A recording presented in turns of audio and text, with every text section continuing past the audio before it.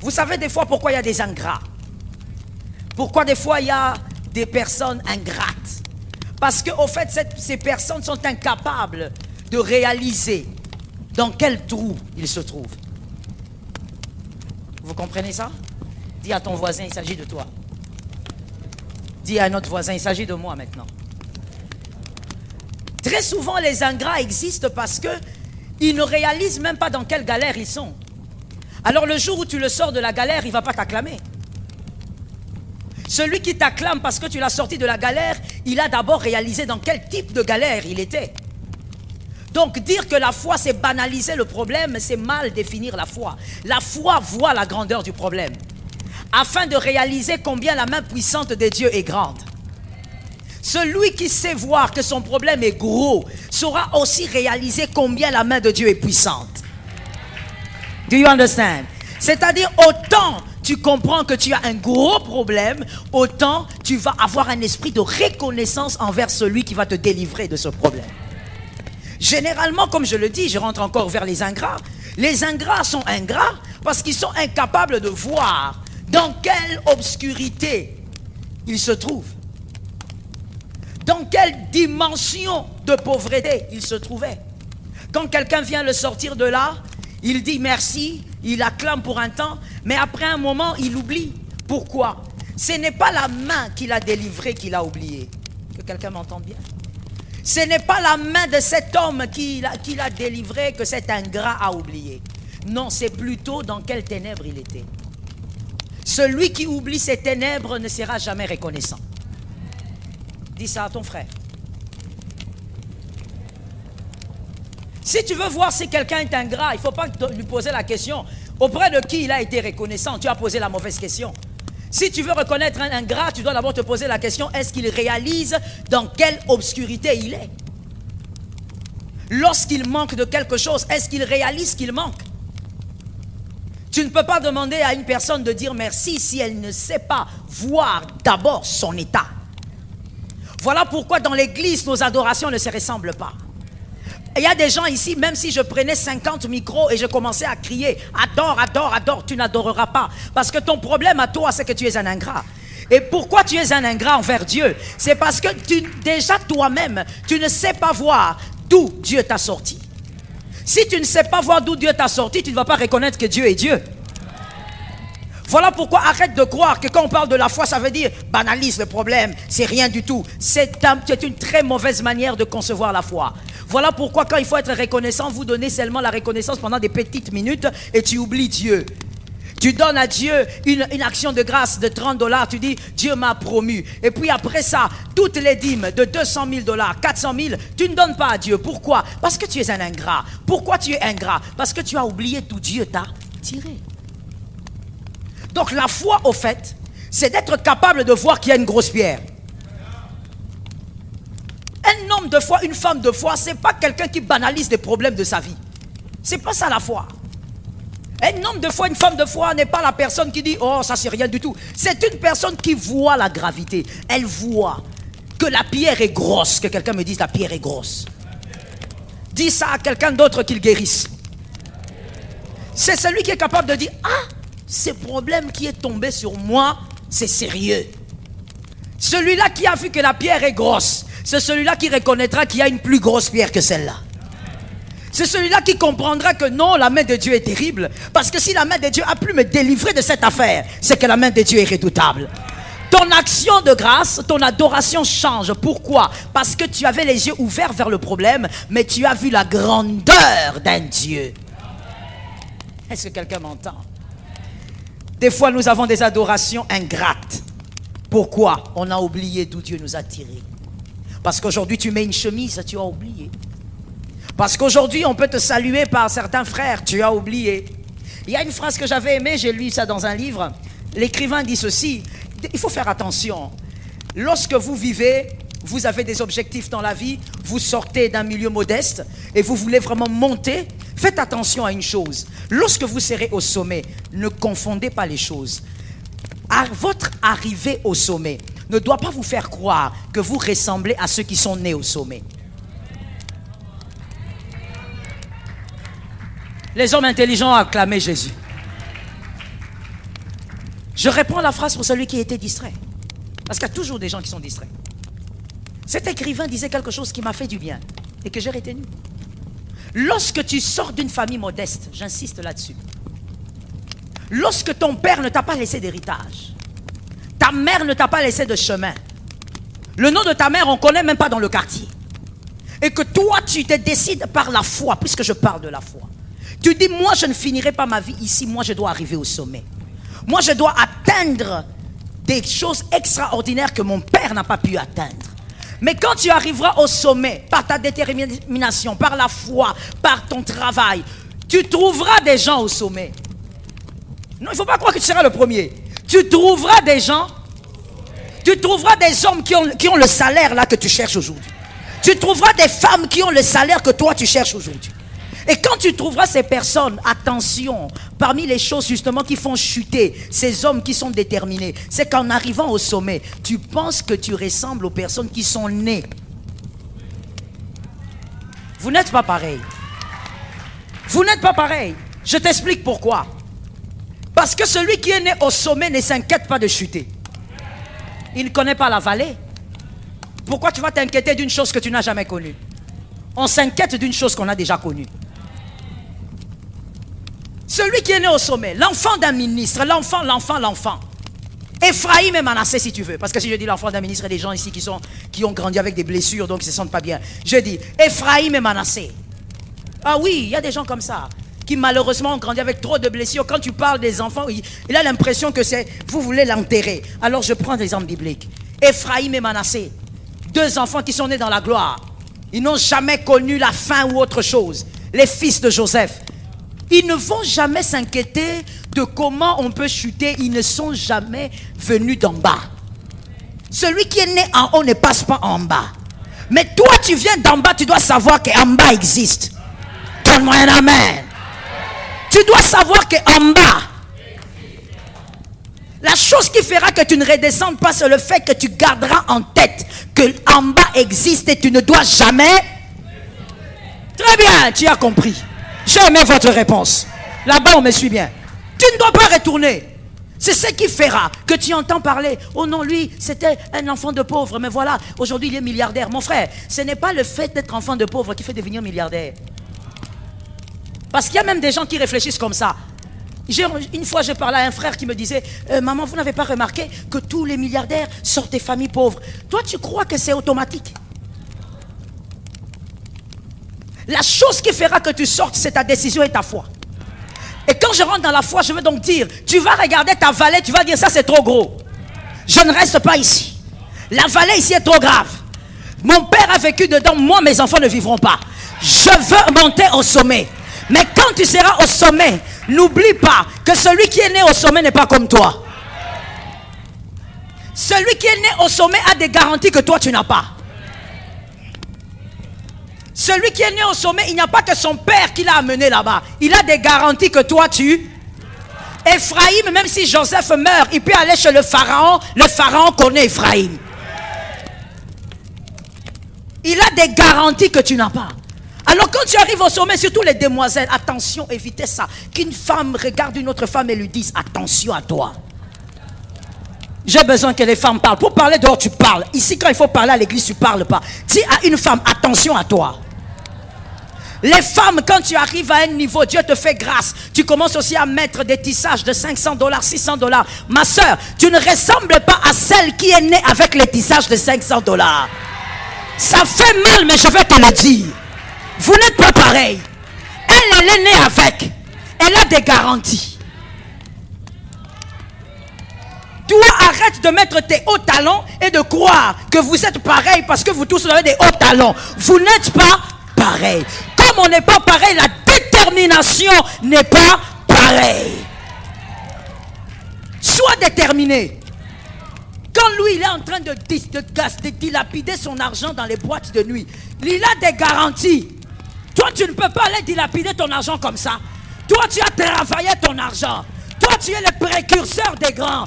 Toi, tu es le précurseur de ceux qui vont de l'avant. Tu te maintiens au sommet. Que quelqu'un dise à un autre, moi je dois me maintenir au sommet. Attention, Généralement, ce que nous voyons quand nous faisons un pas dans la vie, c'est que nous trouvons là, nous trompe. Je parle ou je laisse. Je demandais, je parle ou je laisse. Il y a un exemple que l'homme de Dieu avait donné le vendredi, je veux le donner autrement. Lorsque tu fais un pas et que tu es ministre de Dieu, je parle au ministre de Dieu, tu fais un pas dans la vie et que en fait, de l'autre côté, tu rencontres des personnes qui ont la Bible comme toi, qui ouvrent la Bible comme toi, qui ont le ministère comme toi. Je dis à quelqu'un, attention, vous n'êtes pas pareil. Il y a des gens qui...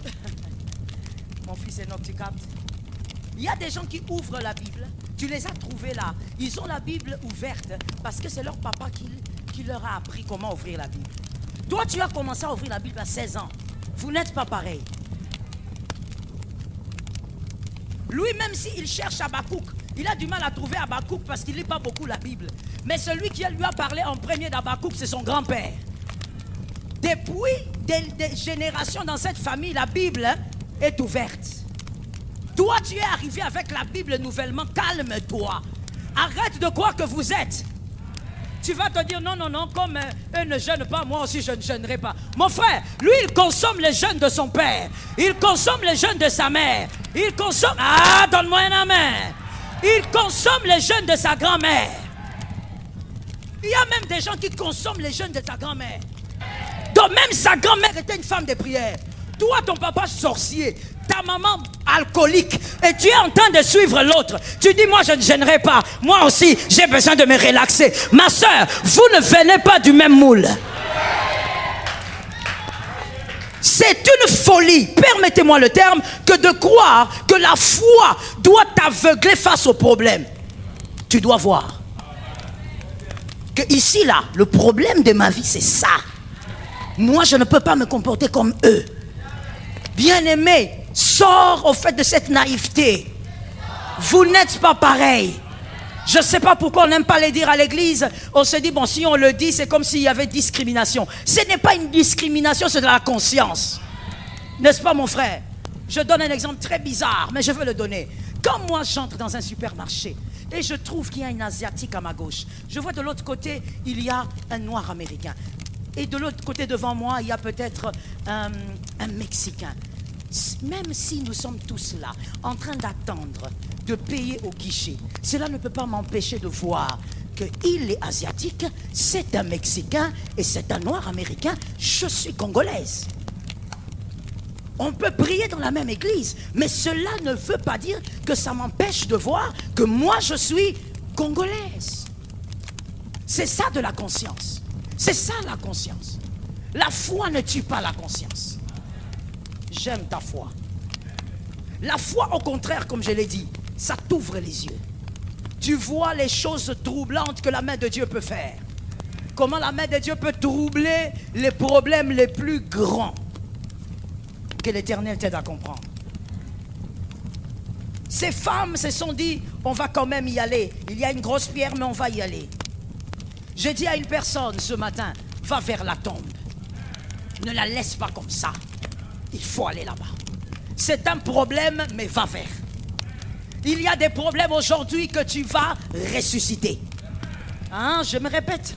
Tu m'as entendu en envers, c'est pas en envers. Il y a des problèmes que tu vas ressusciter. C'est-à-dire, c'était un problème, mais tu t'es tellement découragé que tu as oublié le dossier. Tu vas ressusciter ce dossier-là. On va terminer avec. Tu ne peux pas finir le mois de juin sans régler ça. Tu vas régler cette affaire. L'Éternel va te donner la victoire. Dieu va te donner ton témoignage. Mais il n'y a pas de témoignage si tu évites la tombe. Tu dois aller vers la tombe. Il ne faut pas fuir la tombe. Tu fuis quoi? Les femmes ont dit, Jésus est mort, mais on va aller là-bas. Mais on l'a déjà embaumé. On l'a enterré. Non, on va encore y aller. Je dis à quelqu'un, va.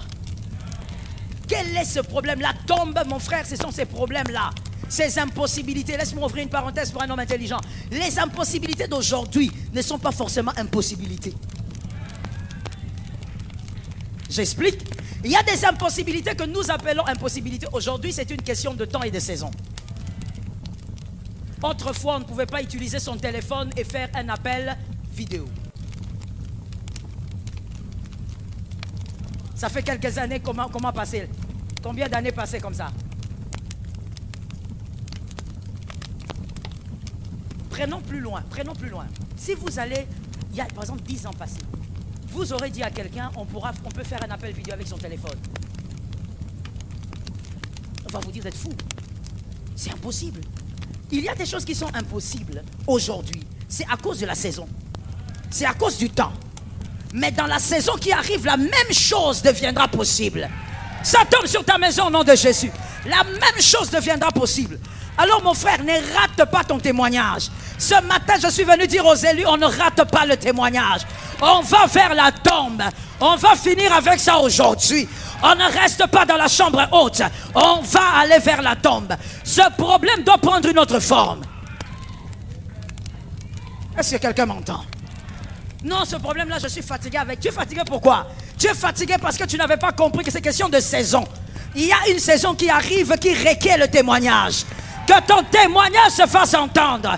Que sur ton témoignage crie fort. Vous savez, il y a des témoignages qui doivent vous arriver, pas pour vous amener à avoir des maisons, voitures, mais il y a des témoignages qui doivent vous arriver pour qu'on sache que vous avez un Dieu. On doit savoir que vous avez un Dieu. Que ce n'est pas en vain que vous priez. Ce n'est pas en vain que vous jeûnez. Il y a un Dieu en qui vous avez cru et ce Dieu fait des miracles. Que quelqu'un me dise, je prends mon miracle. Assieds-toi sous l'onction, il y a un Dieu. Tu vas finir avec ce problème-là. Si tu me dis, ça fait 3 ans, j'aime même quand ça fait trop longtemps comme ça. On va finir avec. Est-ce que quelqu'un m'entend? Il y a une soeur qui me disait quelque part, écoute maman, tu entres dans ma chambre. Dans cette chambre, à chaque fois que je dors, ça fait plus de 16 ans, je fais que des cauchemars. Je dis maintenant que je suis entré là-dedans, celui qui était dedans sort. Et la gloire de Dieu entre. Il y a des choses, même quand ça fait 20 ans, quand tu te décides d'aller, ça doit bouger. Je dis à quelqu'un, dis à notre voisin, regarde le voisin, les aromates. Dis-lui bien les aromates. Alors écoute ceci et écris. Rappelez-vous très bien que quelque chose s'est passé. Dans Luc 7, 37. Luc 7, 37 à 48. Luc 7, 37 à 48. Luc 7, 37 à 48. Quelque chose se passe. Il y a une femme qui vient là, qui prend son parfum, qui passe par derrière, qui brise le parfum sur les jambes de Jésus, se met à pleurer et elle essuie les pieds de Jésus avec ses cheveux. Elle avait le parfum. Comme ces femmes qui allaient embaumer Jésus avaient les aromates, c'est-à-dire les épices et le parfum. Il y a quelque chose qui m'intéresse là, c'est que cette femme, pendant qu'elle pleurait, elle n'avait rien dit. Elle pleurait seulement. Mais à un moment donné, Jésus regarde et dit, tes péchés te sont pardonnés. Mais Jésus, elle n'était pas venue demander le pardon de péché. Comment tu sais qu'elle était venue demander le pardon de péché? Oui, cette femme, au fait, quand elle était en train de parfumer les pieds de Jésus, elle était en train de faire une prière. Et c'était toute une prière. Que quelqu'un dise à son frère la prière. Dis à un autre la prière. Et donc elle était en train de prier et quand elle a fini, Jésus lui dit, tes péchés te sont pardonnés, va. Et donc cette femme était venue avec un fardeau. C'était quoi son fardeau? Elle savait qu'elle avait un gros problème. Son problème, c'était premièrement l'impudicité. Et elle savait qu'il n'y avait personne qui pouvait l'aider à sortir de là. Deuxièmement, elle se posait la question, avec tout ce qu'elle avait fait dans la vie, qui pourrait pardonner? Il n'y avait personne. Elle n'avait même jamais entendu qu'il y avait quelqu'un qui pourrait pardonner son péché. Mais ce jour-là, parce qu'elle était consciente de son gros problème, elle est aussi allée vers des grandes solutions. Elle savait qu'elle avait des gros problèmes, elle est allée vers des grandes solutions. Dis à un frère, des grandes solutions. Tu as peu de foi, mon frère, dis à un autre, des grandes solutions. On a des gros problèmes, on va aller vers des grandes solutions. Les grandes solutions vont se manifester. Jésus lui a dit, pars, ton péché t'est pardonné. Tu peux partir, tu es libre. Cette femme est partie, elle n'était plus la même femme. J'ai dit à une personne, les aromates, le parfum et les épices, en réalité, c'est la prière. Garde la prière. Ça s'écorce, tu pries. Ça s'effrite, tu pries. J'ai dit à une âme, si tu vois le diable envoyer ses agents terrestres ainsi que ses démons pour commencer à mépriser une chose, pour commencer à distiller le mensonge autour d'un sujet qui concerne les chrétiens, tu dois savoir que ce sujet est une arme pour les chrétiens. Quand tu vois le diable toucher à l'offrande, il connaît la puissance de l'offrande. Donne-moi un amen. Ou bien toi-même tu fais partie des gens qu'on a déjà détruits. J'ai dit, quand tu vois le diable toucher à l'offrande, il connaît la force de l'offrande. Le salut est venu par l'offrande. Quand tu vois le diable toucher à la dîme, il connaît la force de la dîme. Quand il touche à la prière, il vous dit, vous êtes là seulement pour prier. Il distille ça partout. Et toi, tu es là un petit complexé, incapable d'assumer ton identité. Ah oui, c'est vrai, les églises aussi, exagèrent, il y a trop de prières. Incapable d'assumer ton identité. La prière est une puissance. La prière est un pouvoir. La prière est une force. La prière est une autorité. Je m'adresse à toi. Je dis, la prière est une autorité. La prière est une force. Dis à quelqu'un, le diable ne me volera pas la prière. Dis à un autre, je prierai aujourd'hui. Un autre, je prierai demain. Je prierai encore. Et je prierai toujours. On va prier. Le diable a menti.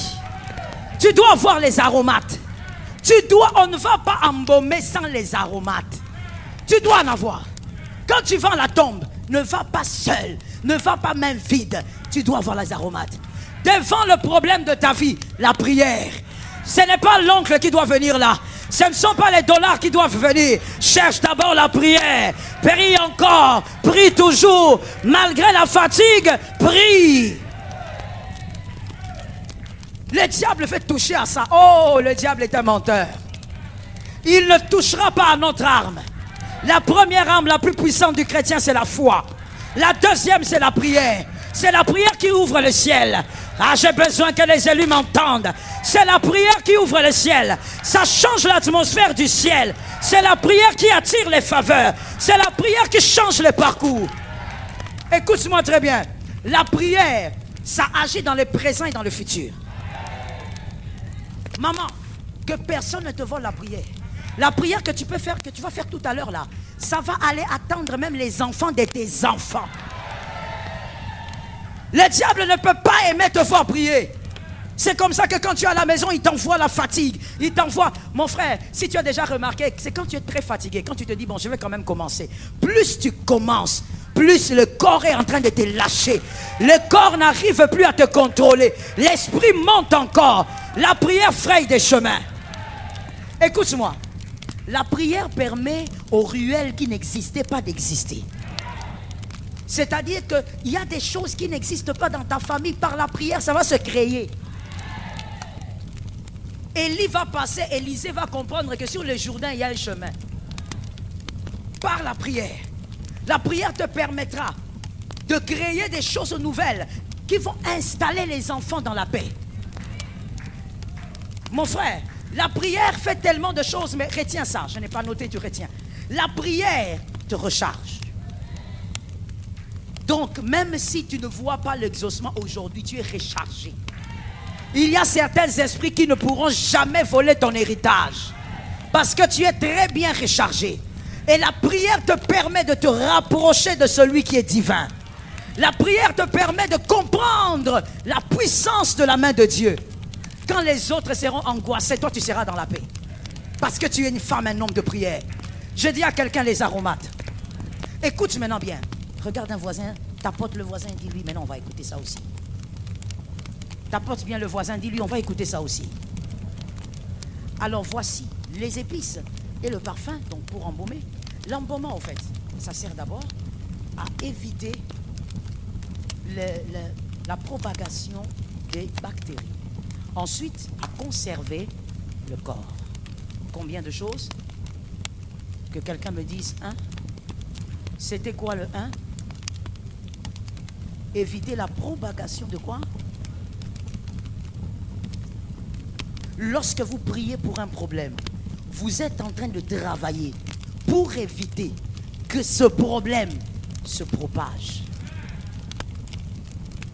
Est-ce que quelqu'un m'entend? Lorsque tu prends un problème, tu dis, moi je ne vois pas clair dans tel dossier. Lorsque tu pries pour ça, c'est pour éviter que ça arrive à tes fils. C'est pour éviter que ta fille pleure pour la même chose. Les bactéries ne doivent pas se... Ça doit rester, tu dois finir avec ça. Je dis à quelqu'un, tu dois aller avec les aromates. On ne sait pas ce qu'on va trouver là-bas, mais on va aller avec. Parle-moi avec conviction, mon frère. On doit aller avec présentiel, distanciel. Dis-moi aromate. Dis-moi, aromate, tu dois avoir ça. Les bactéries ne doivent pas se propager. Toi, tu as commencé à vivre. Tu sais, il y a même des prières que tu fais aujourd'hui. C'est parce que ton père a laissé les bactéries s'évaporer partout. Ton père a laissé que... Donc, les microbes ont envahi ta vie. Donc, ta vie spirituelle contaminée. Aujourd'hui, il y a des sujets de prière. Je chasse les célibats. Je chasse. Parce que ta mère n'avait pas chassé ça. Ta mère avait laissé les bactéries. Pourquoi tu es en retard? Les bactéries faire quoi? Tu ne dois pas laisser les bactéries se propager. On va embaumer cette affaire. Tu vas prier jusqu'à ce que ça s'arrête. Ça doit s'arrêter. Ça doit prendre d'autres formes. Ça doit être une forme de témoignage. Dis à un voisin, c'est un témoignage. Écoute maintenant. Deuxièmement, on avait dit, ça sert à faire quoi? Conserver le corps. Écoute, il y a des témoignages que tu as laissés passer comme ça. Tu n'as jamais témoigné parce que tu n'avais pas d'aromate. Des témoignages que tu devrais avoir dans ta famille et le témoignage est conservé dans la famille. Dans les frigos spirituels de la famille, le témoignage est là. Quand les gens veulent prier, ils disent, nous nous rappelons de notre Père. En 2022, il y avait quelque chose qui était arrivé et le Dieu des miracles a agi. Tu n'as pas conservé le miracle. Si tu ne conserves pas le corps, tu ne conserves pas le miracle. Conserve. Il y a des témoignages qui ne doivent pas sortir de ta maison. Ça doit rester dans ta maison. Ça doit s'entendre dans ta maison. On dirait que quelqu'un ne comprend pas. Il y a des témoignages que tu dois décider d'entendre chez toi. Tu dis, dans ma maison, ça doit se faire entendre. On doit entendre que les miracles existent. Dans ma maison, on doit voir que les choses surnaturelles se manifestent. Il y a des miracles que tu dois conserver chez toi. La conservation du témoignage. Mais écoute, la conservation du témoignage émane d'une prière fervente. Tu pries sans relâche. Tu ne pries pas comme quelqu'un qu'on poursuit par un chien. Tu pries comme si... non, mon frère, tu pries systématiquement. Et tu dis, j'arrêterai de prier jusqu'à ce que je verrai la gloire se manifester. Pourquoi dans ta famille, on ne peut pas aussi témoigner en disant, dans cette famille, du premier au dernier, il n'y a pas de pauvres. Du premier au dernier, il n'y a pas d'illettrés. Du premier au dernier, il n'y a pas de stériles. Du premier au dernier, chez vous, il n'y a pas ça. Vous ne pouvez pas conserver ce genre de témoignages. Il faut le conserver. Il y a des témoignages qui doivent entrer dans ta maison et qui ne doivent jamais sortir. J'ai envie que quelqu'un comprenne ceci. Il faut que tes enfants disent, ça chez nous, ça ne se fait pas. Ça tombe sur moi-même. Il faut, mon frère, moi j'ai déjà pris cette décision-là. Mes fils vont le dire. Que ça, dans cette maison, ça n'existe pas. Donc si vous voulez commencer ça ailleurs. Que ici, depuis qu'on est petit, jusqu'à ce qu'on a vieilli, on n'a pas vu ça. Il faut que dans ta famille, il y ait des miracles conservés, des témoignages bien conservés. Que tes enfants soient capables de dire, nous étions avec notre Père, on n'a pas vu d'échec comme ça. Chez nous, quand on commence, on avance. Chez nous, quand on commence, on réussit. Chez nous, quand on commence, l'Éternel nous amène de gloire en gloire et de victoire en victoire. Fais entrer ces genres de miracles chez toi. Et pour cela, tu dois être un prieur. Va avec les aromates. Les femmes ont dit, il y a un problème. Mais vous êtes allés avec les aromates, pourquoi alors? Parce qu'elles savaient que de toutes les manières, le problème là, il sera résolu. Mais les aromates, on ne lâche pas. Ne lâche pas tes aromates. Et je veux préciser ceci. Lorsque tu as tes aromates, ne te focalise pas sur celui qui était à gauche, à droite. Sur celui qui vient, celui qui ne vient pas. C'est la Bible, quand vous lisez la Bible, sur tous les 4 évangiles, vous voyez que c'est l'écrivain qui nous relate que voici, il y avait Marie, il y avait tel mari. Mais elles-mêmes, les maris ne nous ont pas dit, j'étais avec tel. On va ensemble, mais chacun. On est dans l'église ici, mais celui qui est derrière n'a pas dit. On est dans l'église, mais il ne faut pas nous embrouiller. Bon, non, comme on est des frères et sœurs, ma sœur, moi... Non, non, non, chacun. Tu pries à ta manière, je prie à ma manière. Tu ne veux pas prier, tant pis pour toi. Moi, je prie, je sais d'où je viens. Je prie, je sais où je vais. Je prie, je sais que la tombe doit être libérée. C'est chacun. Toi, tu ne vas pas suivre la chaleur de celui qui est à tes côtés là. Tu es là en train de regarder. On prêche devant, mais toi tu regardes toujours à côté. Quand on dit Dieu au voisin, tu regardes devant. Donc toi tu fais les choses de manière paradoxale. On peut être à 200, on peut être à 5, on peut être à 1000. Tu viens avec ta détermination à toi. Tu viens avec tes paroles en toi en prière. Tu viens avec ta foi à toi. Que personne ne te distrait. Sois convaincu et comprends que même si on est nombreux, c'est la détermination de chacun qui opère. Est-ce que quelqu'un m'entend? Oh, Dieu ne t'exaucera pas, mon frère, à cause de ma prière. Non. Dieu n'exaucera pas celui qui est là-bas à cause de celui qui est à droite. Dieu va écouter ta prière à toi. Rappelle-toi de la même femme que je te donnais dans Luc 7. Lorsque cette femme est venue, les pharisiens savaient que c'était une prostituée et ils étaient là en train de la juger. Oh, s'ils savaient de quel type de femme c'était, ils étaient en train de la juger. Alors que les autres étaient là. Jésus a dit, écoute, tes péchés te sont pardonnés, vas-y. Vous croyez que les pharisiens qui étaient là n'avaient pas de péchés? Ils sont restés avec. Pourquoi? Regardez-moi très bien, je vais vous expliquer quelque chose qui nous arrive tout le temps. Pourquoi ces pharisiens sont restés avec leurs péchés? Jésus était venu chez eux. Jésus était là, assis sur une chaise. Il a même dit à Simon, écoute, moi je suis venu chez toi, tu ne m'as pas donné de l'eau pour laver mes pieds. Il était assis. Mais Jésus dit, tes péchés te sont pardonnés, la femme parle. Vous croyez qu'eux n'avaient pas de péché? Est-ce qu'on avait pardonné les péchés? Pourquoi tu ne réponds pas? On avait pardonné ou pas? On n'a pas pardonné, pourquoi? Regarde. Parce que généralement, les personnes qui aiment le système des yeux, que quelqu'un dise yeux. Oui, dis ça comme ça. Ajoute ça dans ton dictionnaire. Le système des yeux, c'est-à-dire, au lieu de se regarder, il regarde toujours les autres. Louange, on loue, toi tu regardes toujours les autres. On adore ici, toi tu regardes toujours les autres. On est en train de prêcher même, toi tu regardes les autres, on pardonnera aux autres, toi on ne te pardonnera pas. Tu as des péchés, mais tu es toujours la femme là, elle est impudique. Alors que tu sais qu'elle est impudique parce que tu étais là hier. Je parle ou je laisse?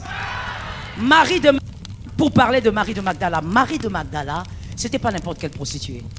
C'était pas, comme on pourrait dire aujourd'hui, la prostituée des basses échelles.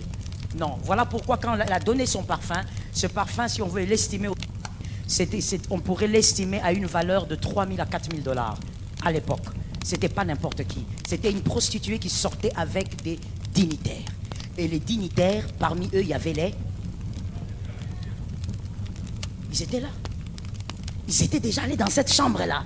Mais quand devant Jésus, les prostituées, mon frère, prie. Concentre-toi sur ton problème.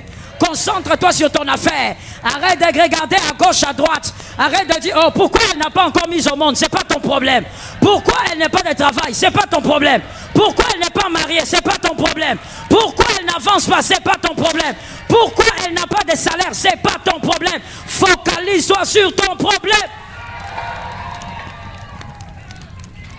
C'est pas ton problème.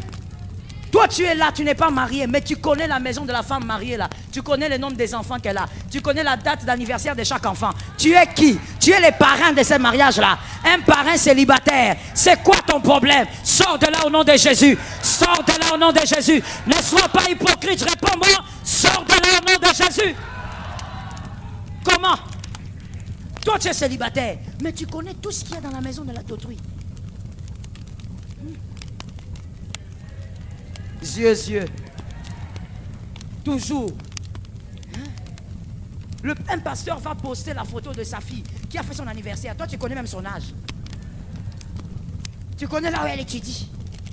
Mais ta propre fille, si on te pose la question, dis-moi, quand est-ce que tu vas commencer à travailler? Bon, Dieu est fidèle. Hein? Mon frère, c'est à cause de vous qu'on a injurié l'évangile. C'est à cause de vous qu'on a injurié la parole de Dieu. C'est pas ça l'évangile de Jésus. C'est pas la paresse l'évangile de Jésus. Occupe-toi de ta vie. Concentre-toi sur ta vie. Prie lorsque ça ne va pas. Jusqu'à ce que la situation va changer. Prie. Tel que ta vie est là, tu as trop de problèmes. Dis à un voisin, j'en ai trop. Tu n'as pas le temps de regarder l'autre. Vous êtes toujours là en train de regarder. Oh, regarde comment sa barbe. Hey, toi, tu as vu ta barbe à toi? Tu regardes pas ta barbe à toi, mais tu regardes la barbe d'autrui. Tu es là comme ça en train de regarder. Son mari s'habille pas bien. Hein? Ma soeur, est-ce que toi, tu as même la moitié d'un mari? Toi, tu sais comment on s'occupe d'un mari. Tu sais comment on s'occupe d'un homme. Vous savez, des fois, on ne réalise pas. Hein. Et quand on vient ici, on bénit les gens facilement. On croit que c'est la blague. Tout le monde aime. C'est là ou quoi là. C'est pas la blague. Hein. T'occuper d'un être humain. Je parle d'abord aux femmes. Hein. T'occuper d'un être humain. On a trop de problèmes, nous les femmes. Trop. Et Jésus nous sauve. Voilà pourquoi moi je trouve très bizarre qu'une femme soit comment dire ça, qu'elle soit dans les colportages, qu'elle soit dans les vies des gens. Tu as trop de problèmes déjà pour ta propre vie, madame. Comment tu as le temps de parler des autres? Tu t'occupes d'un homme. Cet homme-là, c'est un être humain. Cet homme-là a son cœur. Il a son cerveau. Il fait ce qu'il veut. Et de surcroît, c'est lui le chef. Maintenant, occupe-toi de quelqu'un comme ça. Occupe-toi. Occupe-toi de quelqu'un comme ça, Lionel. Occupe-toi de quelqu'un comme ça, 2 ans, sans devenir malade. Donc c'est pourquoi ça que tu vois que les femmes mariées, de temps en temps, nous devenons folles et puis nous redevenons normales. Hein, toi, tu ne sais pas parce que tu ne comprends pas la dimension de notre folie. Hein, la démence a des degrés. Nous devenons folles et à un autre moment, on redevient bien. Dépassé par les événements. Tu dis à quelqu'un, porte la chemise bleue. Je ne veux pas. Oh. La chemise bleue te va bien. Je ne veux pas. Oh. Bon, prends ce que tu veux. Ce qu'il va porter là. Toi-même, tu te demandes, mais tu ne vois pas que c'est déjà petit. C'est pas petit. Ça me va. Oh my God. Have mercy. Toi-même, tu vois que le pantalon est déjà devenu dongi. Non. Lui, il veut seulement les styles. C'est bien. C'est juste que ça diminue un peu à cause du pressing. Ah. Donc tu comprends pas, tu dis, mais c'est quoi exactement le problème? Il a son cœur, il a son cerveau, et c'est lui le chef. C'est pas facile. Toi, tu es là comme ça en train de regarder. Regarde. Son mari n'a pas peigné les cheveux. Il doit prendre les peignes, il va peigner ça. Toi, tu crois que c'est facile? Les gens qui ont les yeux aiment s'occuper toujours des affaires des autres. Alors que même ils ont trop de problèmes. Sois délivré. Et toi, monsieur, qui est toujours là en train de regarder, oh, la femme là, oh, il s'occupe pas bien de sa femme. Toi, tu joues avec la femme. Toi, tu connais la femme. La femme, c'est un être. Elle te demande l'huile d'olive. Tu lui donnes l'huile d'olive. Elle te dit, est-ce que moi, je t'avais demandé l'huile d'olive? Elle a demandé l'huile d'olive, hein. Mais quand tu vas lui donner, ou si tu trouves une femme peut-être de catégorie un peu plus évoluée, alors elle va regarder l'huile d'olive et dire, est-ce que je t'avais demandé Terra? Je t'ai demandé huile d'olive Jimima. Mais quand elle t'avait demandé, elle n'avait pas précisé. La femme est quelqu'un de versatile. Toi, tu crois que c'est facile qu'un homme s'occupe d'une femme?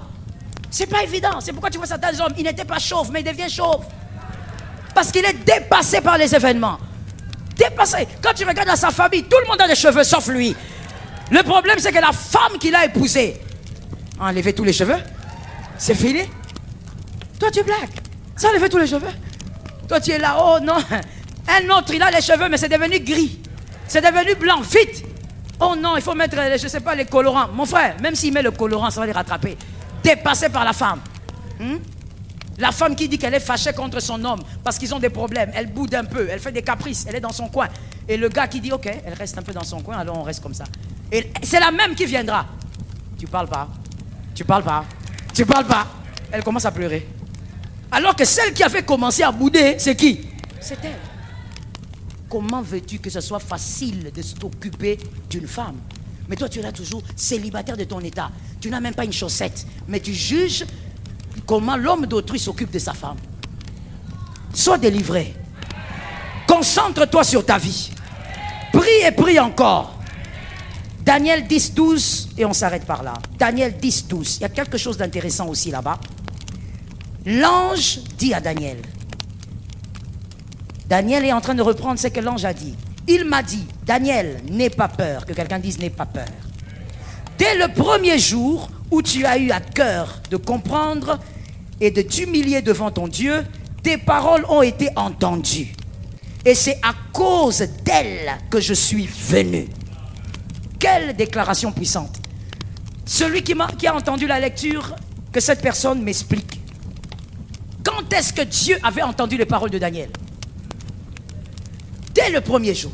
Donc dès le premier jour où Daniel se met à genoux pour prier pour le dossier, Dieu a entendu. Mais dans d'autres versions, on dit, tu as été exaucé. Dès le premier jour. Lorsque vous priez avec la foi et persévérance, vous n'êtes pas exaucé le jour de la manifestation du miracle. Vous êtes exaucé dès le premier jour. Si seulement tu pouvais le comprendre, tu allais prier tout le temps. Dès le premier jour, Dieu t'a exaucé. Mais la manifestation du miracle est une question de temps. J'explique. Léonel, venez. Enoch, venez. Regardez ce qui s'est passé. On reste avec les femmes. Venez de ce côté. Et Enoch, restez ici. Je reste avec l'exemple des femmes. Ça, ce sont les femmes qui doivent aller à la tombe. Poussez-vous un peu. Les femmes ont pris les aromates. Et elles se sont dit, on va à la tombe. La Bible nous a dit qu'il était vers quelle heure? Très tôt le matin. Mais quand vous lisez aussi la parole de Dieu, la parole nous révèle que Jésus est sorti de la tombe avant même que les femmes ne se lèvent. Il est sorti bientôt. Donc la pierre était roulée avant que les femmes ne se lèvent. Mais les femmes ont décidé avec les aromates d'aller vers la tombe. La tombe était déjà... Très bien, tu suis très bien. Je sais, tu es intelligent. La tombe était déjà vide. Alors quand les femmes s'inquiètent pour la pierre, elle était déjà roulée. Mais les femmes ont eu la connaissance lorsqu'elles sont... Entre les femmes et la tombe, il y a une distance. Et cette distance doit subir l'influence du temps. Est-ce que quelqu'un m'entend? Je préfère rester seulement dans cette histoire pour ne pas t'embrouiller. Je reste seulement là. Ça veut dire quelque chose qui se passait en un instant. Mais quitter la maison de Marie de Magdala, aller à la tombe, il fallait... Si elle avait quitté à 8 heures juste, elle arrive ici, il est 8 heures. Est-ce que la tombe a été... la pierre a été roulée à 8h30? La pierre a été roulée à 8 heures juste. Elle a été roulée bien avant. Mais jusque-là, Marie ne sait pas. Quand elle arrive ici, il est peut-être 9 heures. Elle n'a pas encore vu la tombe, mais la pierre a déjà. Quand elle arrive ici, il est 10 heures. Elle constate que la pierre a été... Marie va dire, la pierre a été roulée à 10 heures. Non, elle n'a pas été roulée à 10 heures. Elle s'est manifestée à toi à 10 heures. Le temps. Entre l'endroit et la destination, il y a un temps.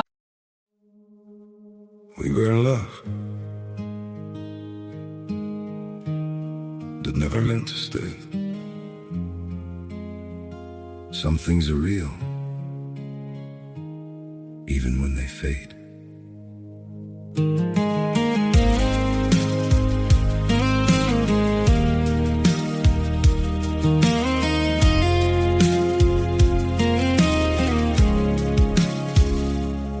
I used to think if we kept holding on, we could bend the truth somehow. But love can't fight what's pulling us apart, and it's breaking us down now.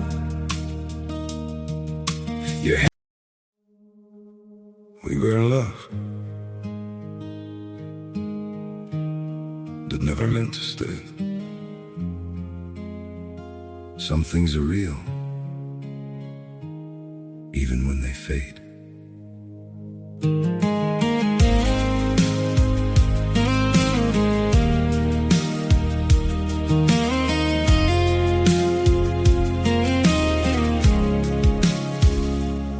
I used to think if we kept holding on, we could bend the truth somehow. But love can't fight what's pulling us apart, and it's breaking us down now.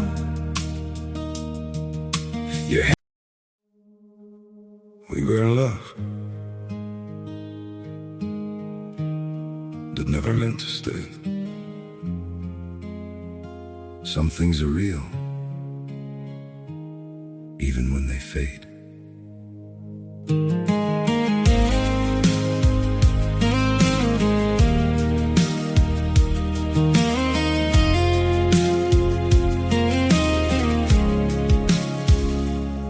I used to think if we kept holding on, we could bend the truth somehow. But love can't fight what's pulling us apart. Non. Il y a un temps. Le jour où tu as prié, tu as été exaucé. Mais la manifestation est obligée de subir l'influence du temps. Même quand nous marchons, il y a l'influence du temps. Quitter là-bas jusqu'ici, ce n'est pas la même minute. Il y a l'influence du temps. Et donc quand tu pries pour une situation avec persévérance, le jour où même tu as commencé, Dieu a ouvert. La pierre a été roulée. Le problème a été réglé. Est-ce que quelqu'un comprend que son problème a été réglé? La chose a été réglée. Et le problème que tu as oublié là, j'ai dit, si on va remettre ça sur table, on va finir avec. Dès que tu te mettras à prier, la pierre sera roulée. Toi, tu vas t'inquiéter pour dire ce problème. Non, le problème a déjà été terminé. Jésus s'est occupé de la pierre. Toi, occupe-toi de la prière. Jésus s'occupe de la pierre. Est-ce que quelqu'un m'entend bien? Faut pas chacun son travail. Dis à un autre, chacun son travail. Dis à quelqu'un qui a la foi, chacun son travail. Il faut pas s'embrouiller, mon frère, chacun son travail. Tu vois ça? Tu vois là, comme tu es assis là, où tu es assise, je ne vais pas te donner le micro pour venir ici. Je te donne le micro pour venir ici, tu vas nous rencontrer les histoires et les fables. Mais voilà, chacun son travail. Toi, tu es assis, tu m'écoutes, moi je parle et toi, tu t'élèves dans la foi. Chacun son travail. Ce n'est pas à Pierre de marcher sur les eaux. Il ne pouvait que s'enfoncer. Il ne pouvait que s'enfoncer. Oh non, il avait eu peur. Maman, même s'il n'avait pas eu peur. Dans l'ancienne alliance, c'est Jésus qui marche sur les eaux. Dans la nouvelle alliance, nous marchons maintenant sur les eaux. Et donc je dis à quelqu'un, c'est une affaire de temps. Est-ce que tu avais prié avec persévérance autrefois? Si tu me dis oui, c'est une affaire de temps. La manifestation arrive, mais la chose a déjà été terminée. Dis à un frère, la pierre a déjà été roulée. C'est une déclaration prophétique. Dis à un autre, la pierre a déjà été roulée. Elle a déjà été roulée. Voilà pourquoi il y a des gens, quand ils viennent chez moi pour la prière, le Seigneur me dit, ah, ne prie pas, dis-lui seulement de rendre grâce à Dieu, j'ai déjà fini ça.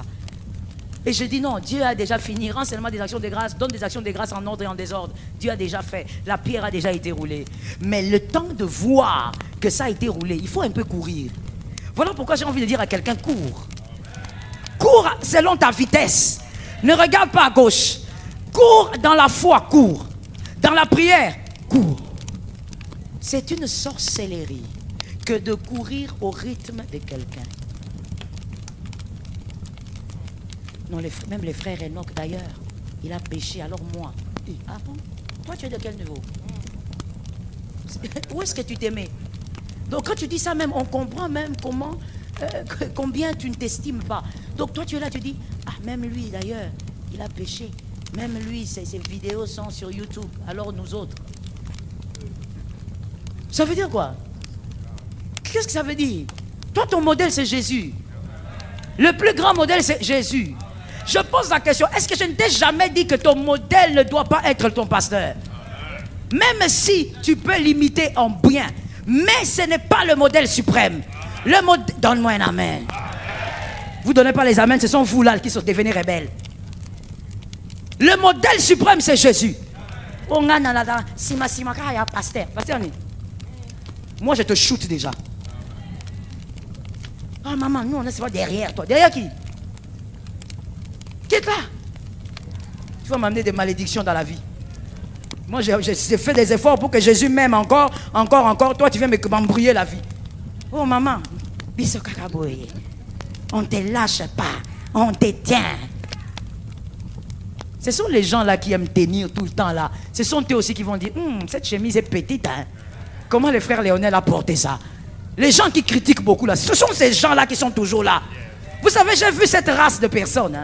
Ça veut dire que ce sont des gens qui ne quittent pas, qui ne vous quittent jamais, qui moisissent avec vous, mais qui vous critiquent tous les jours. Mais il vieillit là. Il fait des enfants.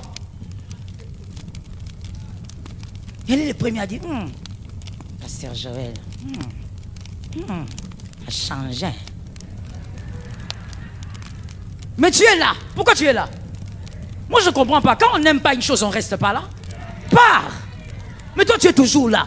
Toujours en train de parler. C'est une maladie. Je dis à un frère, reste focus sur toi. Et attends maintenant la manifestation. La pierre a déjà été roulée. Je dis à quelqu'un ce matin, voici même la décision que j'avais quand je priais le matin. Il y a des gens ici, je ne prierai plus pour vous pour tel sujet ou tel autre. Je ne prierai pas. La pierre a déjà été. On attend la manifestation. Ça tombe sur la vie de qui? Écoute ceci, c'est là que je mets un point. La Bible dit clairement, Daniel dit que l'ange lui a dit, tes paroles ont été entendues. Et c'est à cause d'elle que je suis venu.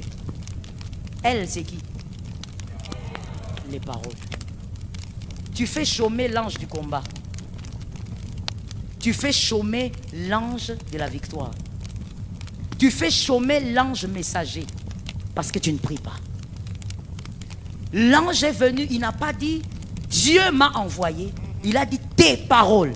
C'est à cause d'elle que moi je suis venu.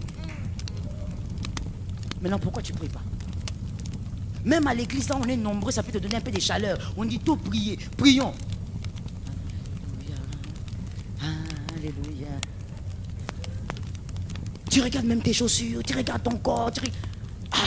Qui t'a ensorcelé? Il y a des anges qui bougent lorsque tu ouvres ta bouche au nom de Jésus.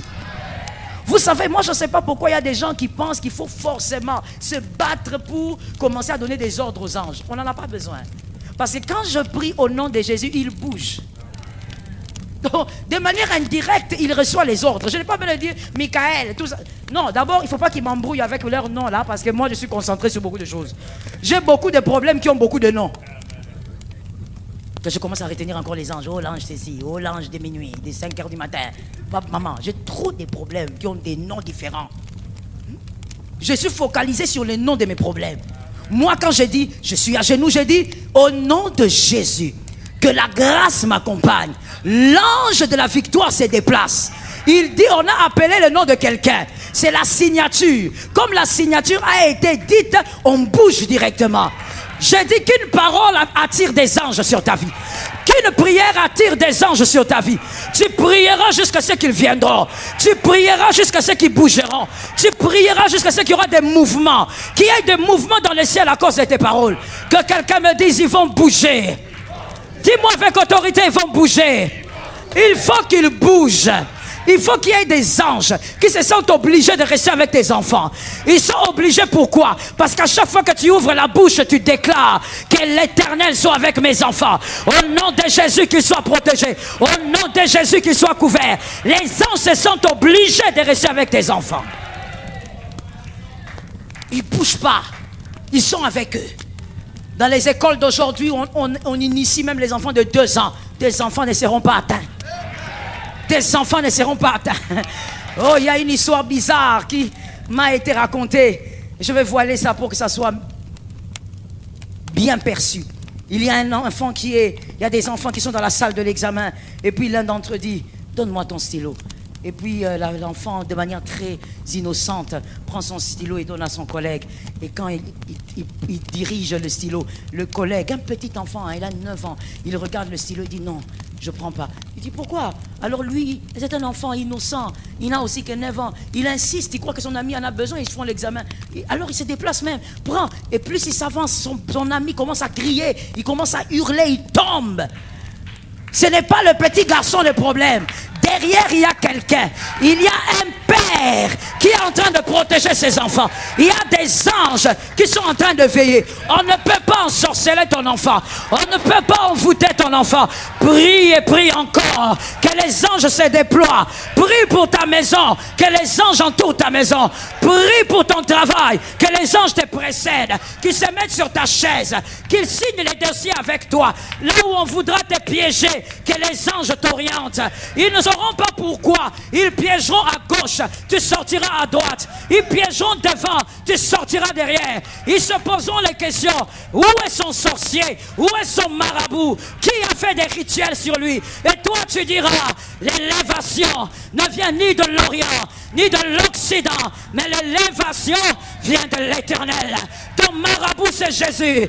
Le ritualiste de ta vie c'est Jésus. C'est lui qui garde ta vie. Et tu prieras encore. Tu vas confondre le monde des ténèbres par la puissance de ta prière. Il y a 7 semaines, des anges qui doivent descendre chez toi. Et lorsqu'ils vont descendre, ces anges doivent dire, on est venu à cause de tes paroles. À cause des prières que tu as libérées dans les ciels.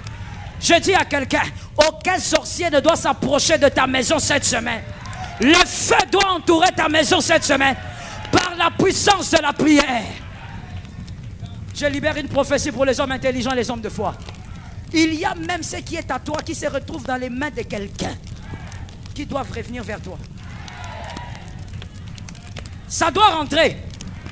Ça se trouve chez cet homme-là. Je ne le connais pas, mais je sais qu'il a ça. Je dis, ça doit rentrer chez toi. Ça se trouve chez cette femme-là. Ça doit rentrer chez toi. Et puis je dis ceci, il va lui-même revenir avec te donner ça. Est-ce qu'il y a un poste que l'on t'a arraché méchamment? Tu dois récupérer ça. Est-ce qu'il y a un salaire qu'on t'a arraché méchamment? Tu dois récupérer ça. Et comme Dieu sait faire les choses, qu'il ne te donne pas le vin ancien, qu'il te donne le vin nouveau. Regarde un frère, dis-lui, le vin est terminé.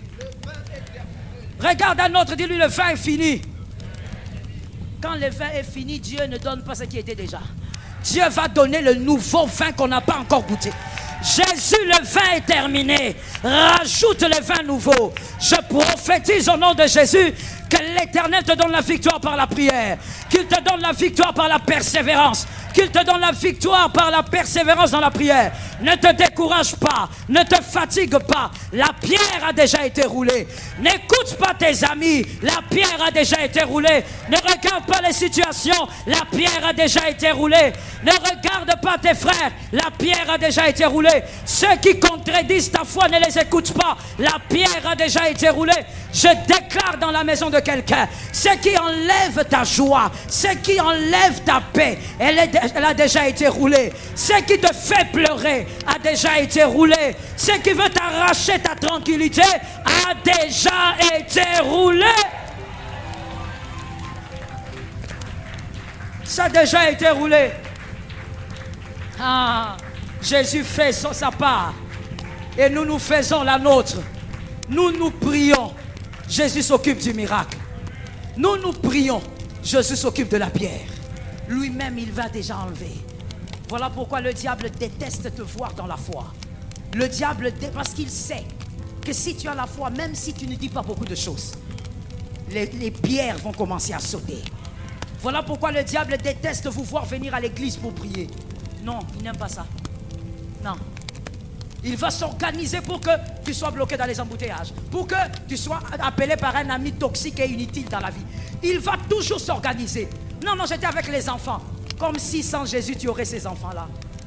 Le diable n'aime pas voir les gens prier. Il va vous laisser faire autre chose, mais pas prier. Parce que la prière, non seulement ça l'affaiblit, mais ça vous donne votre position. Lève tes deux mains s'il te plaît. Shekayara Sataya. Oh, je vais te donner seulement 2 sujets. Il n'y aura pas de protocole. Toi-même, tu vas prier. Nous allons déclarer au nom de Jésus. Je crois que ce problème est déjà terminé. C'est une question de temps. Et ensuite, on va carburer.